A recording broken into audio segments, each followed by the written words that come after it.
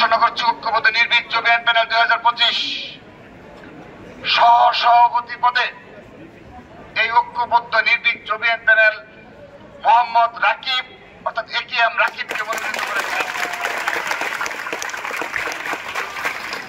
এবং সাধারণ সম্পাদক হিসাবে আমরা মনোনীত করেছি খাদিজাতুল কুবরাকে আমরা ছাত্রদলের যুগ্ম আহ্বায়ক এবং সহ-সাধারণ হিসাবে আমরা মনোনীত করেছি জগন্নাথ বিশ্ববিদ্যালয়ের প্রিয় মুখ জুলাই আগস্ট গণঅভ্যুত্থানের অন্যতম নেতৃত্ব দানকারী BM আতিকুর রহমান তানজিলকে সহ-সাধারণ সম্পাদক পদে মনোনীত করেছি। সেই সাথে মুক্তিযুদ্ধ ও গণতন্ত্র সম্পাদক পদে অনিক কুমার দাসকে আমরা মনোনীত করেছি। শিক্ষা ও গবেষণা সম্পাদক পদে নুসরাত চৌধুরী জাফরিকে আমরা মনোনীত করেছি। বিজ্ঞান ও প্রযুক্তি সম্পাদক পদে মোহাম্মদ মাশফিকুল ইসলামকে আমরা মনোনীত করেছি।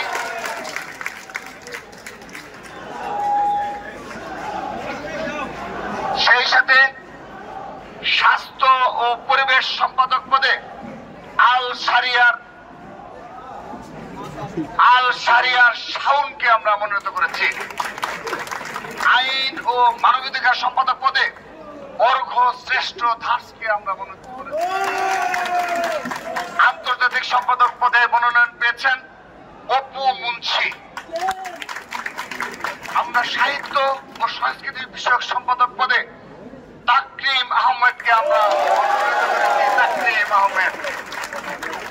ক্রীড়া সম্পাদক পদে মোহাম্মদ কামরুল হাসান নাফিসকে আমরা মনোনীত করেছি। ক্যাপ্টেন মোহাম্মদ কামরুল হাসান নাফিস। পরিবহন সম্পাদক পদে মাহিদ হাসান মনোনয়ন পেয়েছে। মাহিদ হাসান। সমাজ সেবা ও শিক্ষার্থী কল্যাণ সম্পাদক পদে মোহাম্মদ আনন বিন রহমানকে আমরা মনোনীত করেছি এবং পাঠাগার ও সেমিনার সম্পাদক পদে রিয়াসাল রাকিবকে আমরা মনোনীত করেছি। সেই সাথে সদস্য পদে আমরা 7 জন সদস্য, তার মাঝে আমরা 6 জন সদস্যের নাম ঘোষণা করছি, আরেকজনকে আমরা পরবর্তীতে আপনাদের জানিয়ে দেব।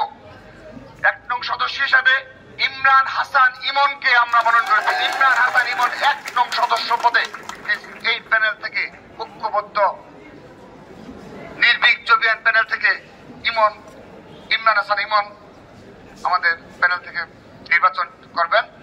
সদস্য পদে সাদমান সাম্য আমাদের প্যানেল থেকে নির্বাচন করবেন। তারপর সদস্য পদে মনোনীত করেছি সুলতান মাহমুদ শুভকে। সুলতান মাহমুদ শুভ। সদস্য পদে মনোনীত হয়েছে মনিরুজ্জামান মনির। সদস্য পদে মনোনীত হয়েছে তৌহিদুল ইসলাম তামিমকে আমরা সদস্য পদে মনোনীত করেছি। সদস্য পদে মনোনীত করেছি মোহাম্মদ আরিফুল ইসলাম আরিফকে আমরা সদস্য পদে মনোনীত করেছি। আরেকটি সদস্য পদ আমরা পরবর্তীতে ঘোষণা করব।